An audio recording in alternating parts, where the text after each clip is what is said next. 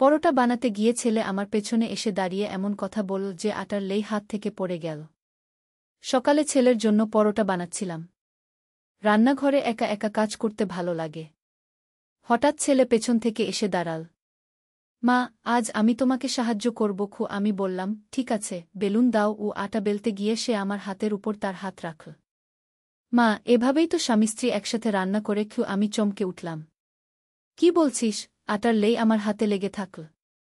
সে আমার কাঁধে হাত রেখে বলল, আমি দেখেছি সিনেমায় স্বামী স্ত্রী মিলে রান্না করে চুলার আগুনের তাপ অনুভব করছিলাম গালে।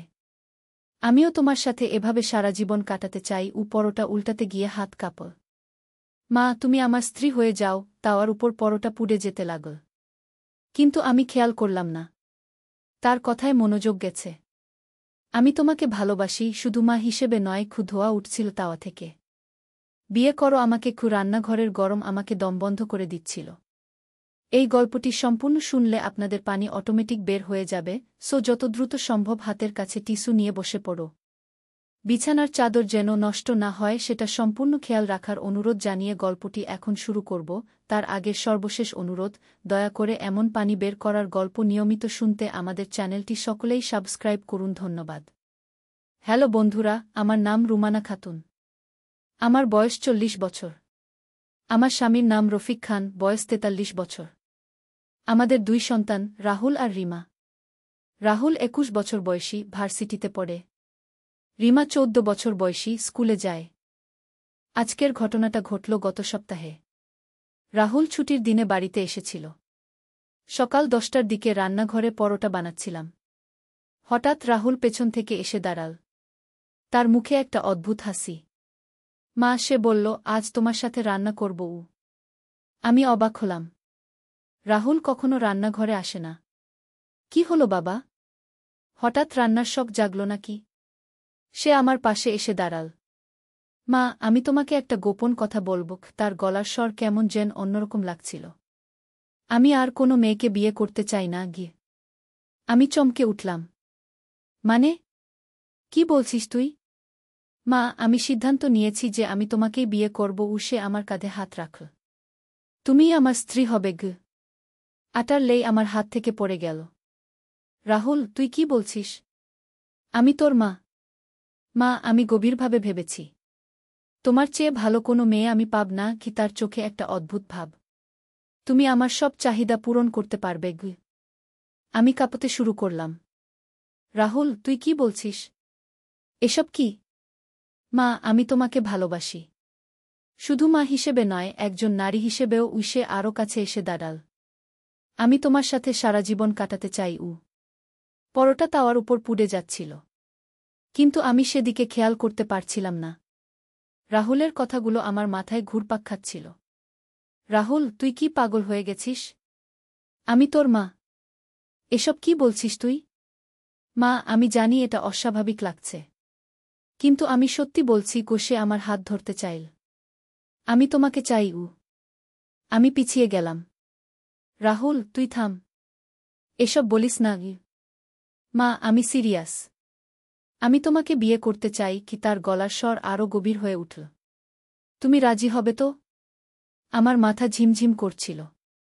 রাহুল, এসব কি বলছিস? তুই কি মাথা খারাপ হয়ে গেছিস? মা, আমি কখনো এত সিরিয়াস ছিলাম না। আমি তোমাকে সত্যি ভালোবাসি। সে আমার দিকে তাকিয়ে রইল। তুমি আমার হয়ে যাবে?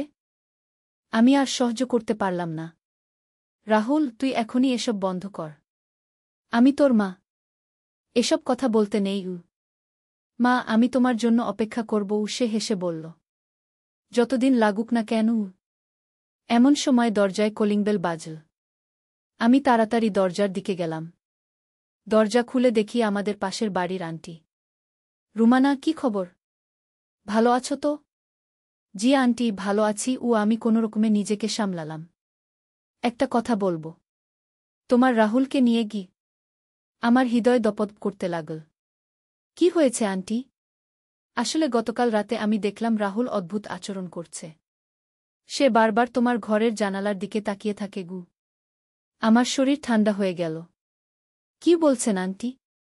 রুমানা, আমি মনে করি রাহুলের কিছু সমস্যা হয়েছে। তার আচরণ স্বাভাবিক নয়। আন্টি চলে যাওয়ার পর আমি রান্নাঘরে ফিরে গেলাম। রাহুল সেখানে ছিল না, কিন্তু তাওয়ার উপর একটা কাগজ পড়ে আছে। আমি কাগজটা তুলে পড়লাম। মা, আমি জানি তুমি এখন বুঝতে পারছ না, কিন্তু আমি সত্যি তোমাকে ভালোবাসি। আমি অপেক্ষা করব, একদিন তুমি আমার হয়ে যাবে। তোমার রাহুল গো। আমার হাত কাঁপছিল। এসব কি হচ্ছে? রাহুল কেন এমন আচরণ করছে? বিকেলে রফিক বাড়ি ফিরল। আমি সব কিছু তাকে বললাম। রফিক প্রথমে বিশ্বাস করতে পারল না। রুমানা, তুমি নিশ্চয়ই ভুল বুঝেছ। রাহুল এমন কিছু বলতে পারে না গি। রফিক, আমি সত্যি বলছি। রাহুল এসব বলেছে গু। রফিক গম্ভীর হয়ে গেল। রাহুল কোথায়? জানি না। দুপুর থেকে দেখি না গি। সন্ধেবেলা রাহুল বাড়ি ফিরল। রফিক তাকে ডেকে নিল। রাহুল, তুমি আজ তোমার মায়ের সাথে কি কথা বলেছ? রাহুল হেসে বলল, বাবা, আমি মায়ের সাথে রান্না করার কথা বলেছি। আর কিছু বলনি? না বাবা, আর কিছু বলিনি। রাহুল নির্দোষভাবে হাসল। কিন্তু তার চোখে যে ভাবটা ছিল সেটা আমি ভুলতে পারছিলাম না। মনে হচ্ছিল সে মিথ্যা বলছে। রাতে রফিক আমাকে বলল, রুমানা, তুমি নিশ্চয়ই ভুল বুঝেছ। রাহুল এমন কিছু বলবে না গি। কিন্তু আমি জানতাম যে আমি ভুল বুঝিনি। রাহুল সত্যিই সেসব কথা বলেছিল। পরের কয়েকদিন রাহুল স্বাভাবিকভাবেই আচরণ করল। কিন্তু আমি লক্ষ্য করলাম যে সে আমার দিকে অন্যরকমভাবে তাকায়। তার চোখে একটা অদ্ভুত ভাব থাকে। একদিন রিমা স্কুল থেকে ফিরে বলল, মা, রাহুল ভাই আজ স্কুলের সামনে দাঁড়িয়েছিল। সে আমাকে তোমার সম্পর্কে কিছু প্রশ্ন করেছে গি। কি ধরনের প্রশ্ন? সে জানতে চেয়েছে তুমি কখন একা থাকো, কখন বাজারে যাও, এসব। আমার ভয় আরও বেড়ে গেল। রাহুল কেন রিমাকে এসব প্রশ্ন করছে? সেদিন রাতে আমি জেগে থাকলাম। রাত ৩টার দিকে শুনলাম কেউ যেন আমার ঘরের দরজার কাছে পায়চারি করছে। আমি চুপচাপ শুনতে থাকলাম। কিছুক্ষণ পর আওয়াজ থেমে গেল। সকালে উঠে দেখি আমার ড্রেসিং টেবিলের উপর একটা গোলাপ ফুল রাখা। আমি নিশ্চিত যে গতকাল সেখানে কোনো ফুল ছিল না। আমি রফিককে সব কিছু বললাম। রফিক এবার গুরুত্বের সাথে শুনল। রুমানা, আমি মনে করি আমাদের রাহুলকে কোনো ডাক্তার দেখানো উচিতকে। কিন্তু রাহুল ডাক্তার দেখাতে রাজি হল না। সে বলল, আমার কোনো সমস্যা নেই। আমি একদম ভালো আছি। পরের দিন আমি একা বাড়িতে ছিলাম। রিমা স্কুলে, রফিক অফিসে। রাহুল কলেজে যাওয়ার কথা। কিন্তু দুপুরের দিকে সে বাড়ি ফিরল। মা, আজ ক্লাস ছিল না। গুসে আমার দিকে তাকিয়ে হাসল। আমি অস্বস্তি বোধ করলাম। তুই দুপুরে খাবি? হ্যাঁ মা। কিন্তু তার আগে আমি তোমার সাথে একটু কথা বলতে চাই। আমার হৃদয় দপদপ করতে লাগল। কি কথা? মা, আমি গতবার যা বলেছিলাম সেটা নিয়ে কি সে কাছে এসে দাঁড়াল? আমি এখনও সেই কথায় আছি। রাহুল, আমি তোকে আগেই বলেছি গি। মা, আমি জানি এটা কঠিন। কিন্তু আমি তোমার জন্য অপেক্ষা করব। সে আমার হাত ধরতে চাইল। আমি পিছিয়ে গেলাম।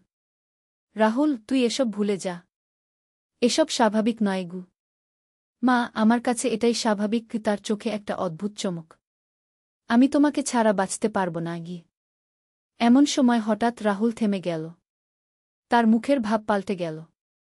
সে মাথায় হাত দিয়ে বলল, মা, আমার মাথা ব্যথা করছে গি। কি হলো বাবা? মা, আমি কি বলছিলাম? সে বিভ্রান্ত চোখে আমার দিকে তাকাল। আমার কিছু মনে নেই গি। আমি অবাক হলাম। রাহুল কি সত্যিই ভুলে গেছে? তুই কিছু বলিসনি বাবা? শুধু মাথা ব্যথার কথা বলছিলি। রাহুল কপালে হাত দিয়ে বসল। মা, আমার মাথা খুব ব্যথা করছে। আর কেমন যেন ঝিমঝিম করছে গি। আমি তাকে ব্যথার ওষুধ দিলাম। কিছুক্ষণ পর সে ভালো হয়ে গেল। কিন্তু তার আচরণ একদম স্বাভাবিক হয়ে গেছে। মনে হচ্ছিল আগের সেই রাহুল নেই। সন্ধেবেলা রফিক বাড়ি ফিরলে আমি সব কিছু বললাম। রফিক চিন্তিত হয়ে পড়ল। রুমানা, আমার মনে হয় রাহুলের কোনো মানসিক সমস্যা হয়েছে। আমাদের অবশ্যই ডাক্তার দেখাতে হবে গু। পরের দিন আমরা রাহুলকে নিয়ে একজন মানসিক চিকিৎসকের কাছে গেলাম। ডাক্তার রাহুলের সাথে অনেকক্ষণ কথা বললেন।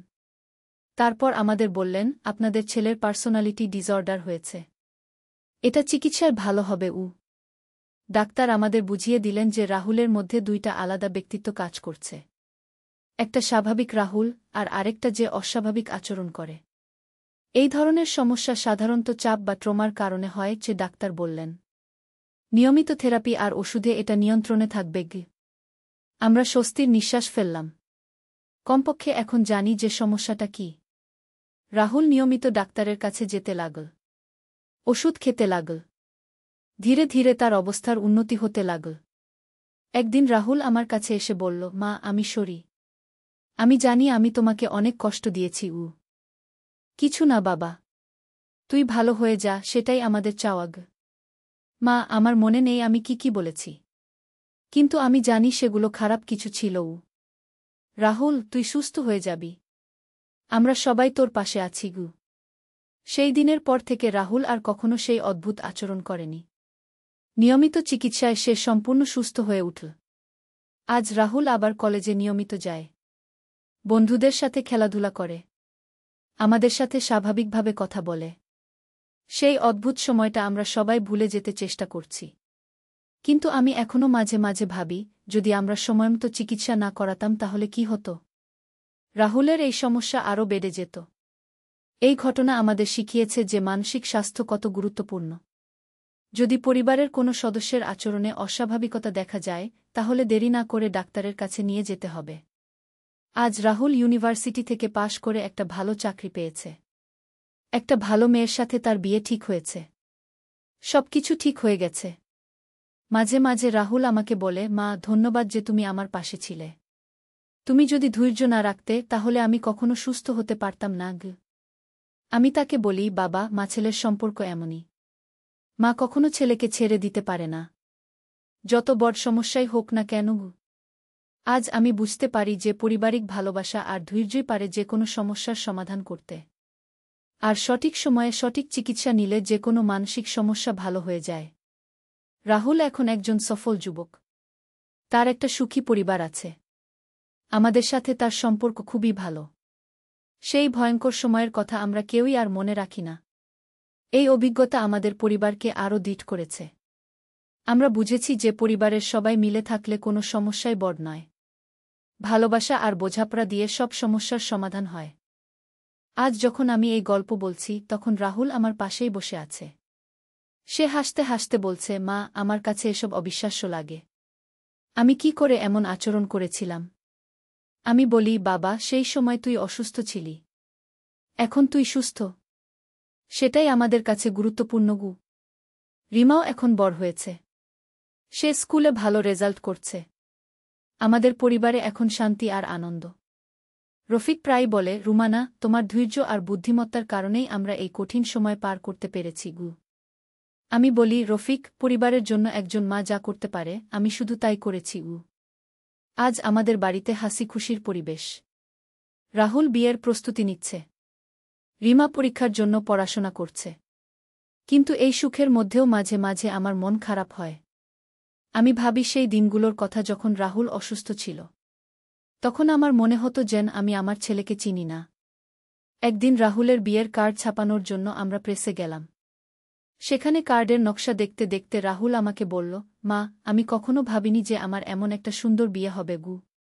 আমি তার দিকে তাকিয়ে হাসলাম। কেন বাবা, তুই কি ভাবতিস তোর বিয়ে হবে না?